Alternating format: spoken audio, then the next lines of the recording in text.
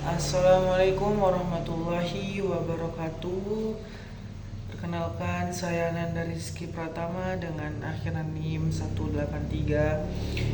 Di sini saya akan membawakan kultum yang berjudul tentang Ramadan, saatnya kembali taat pada hukum Allah.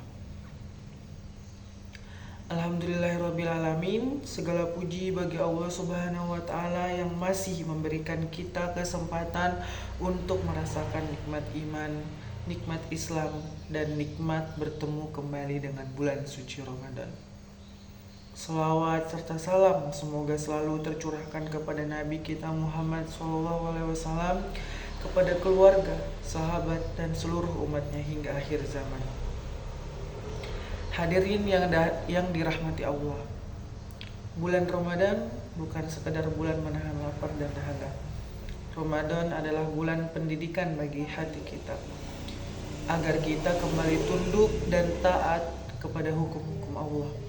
Islam bukan hanya agama ibadah ritual, tetapi juga agama yang memiliki aturan hidup yang sempurna.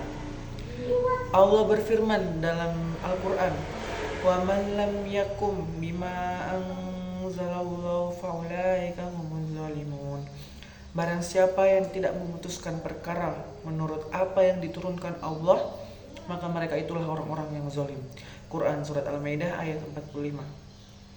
Ayat ini mengingatkan kita bahwa kehidupan seorang muslim harus selalu berlandaskan pada aturan Allah, bukan hanya saat di masjid, tetapi juga dalam kehidupan sehari-hari, dalam kejujuran, dalam muamalah, dalam pergaulan, dan dalam setiap keputusan hidup.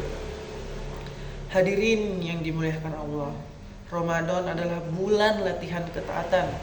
Kita menahan diri dari makanan dan minuman yang sebenarnya halal di siang hari, semata-mata karena Allah memerintahkannya.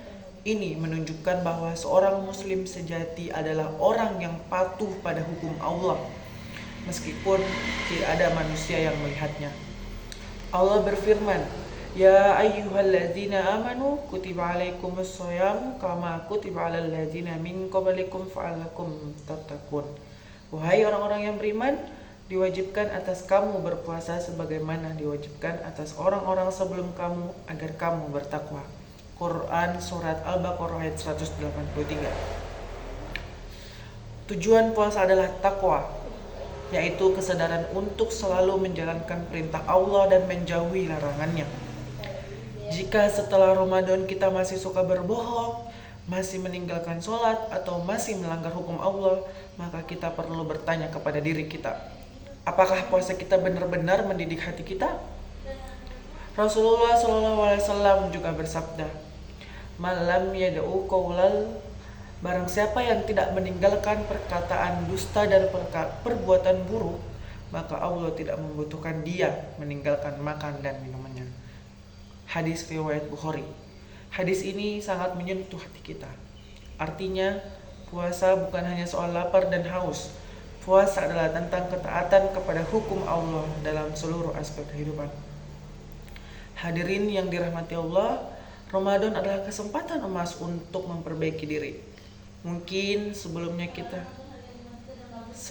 kita lalai dalam menjalankan perintah Allah. Mungkin kita sering menunda sholat, lalai membaca Al-Quran, atau melakukan hal-hal yang dilarang oleh syariat. Namun, Ramadan datang membawa rahmat, ampunan, dan pembebasan dari api neraka. Rasulullah SAW bersabda, "Apabila bulan Ramadan datang, maka pintu-pintu surga dibuka, pintu-pintu neraka ditutup, dan setan-setan dibelenggu." Hadis riwayat Bukhari dan Muslim. Ini adalah tanda bahwa Allah membuka kesempatan sebesar-besarnya bagi kita untuk kembali kepadanya. Hadirin yang dirahmati Allah, yang dimuliakan Allah, mari kita jadikan Ramadan ini sebagai titik balik kehidupan kita. Bukan hanya menjadi muslim saat Ramadan saja, tetapi menjadi muslim yang selalu taat kepada hukum Allah sepanjang hidup kita. Perbanyaklah membaca Al-Quran, menjaga sholat, perbaiki akhlak, dan memperbanyak sedekah. Karena sejatinya orang yang paling mulia di sisi Allah adalah orang yang paling bertakwa. Allah berfirman juga, "In akramakum indallahi ansakum." Sesungguhnya yang paling mulia di antara kamu di sisi Allah adalah yang paling bertakwa. Quran Surat Al-Hujurat ayat 13. Hadirin yang dimuliakan Allah, semoga Ramadan ini menjadikan kita pribadi yang lebih taat, lebih dekat dengan Allah, dan lebih istiqomah dalam menjalankan hukum-hukumnya. Akhir kata, semoga Allah menerima puasa kita, ibadah kita, dan mengampuni dosa-dosa kita. Wassalamualaikum warahmatullahi wabarakatuh.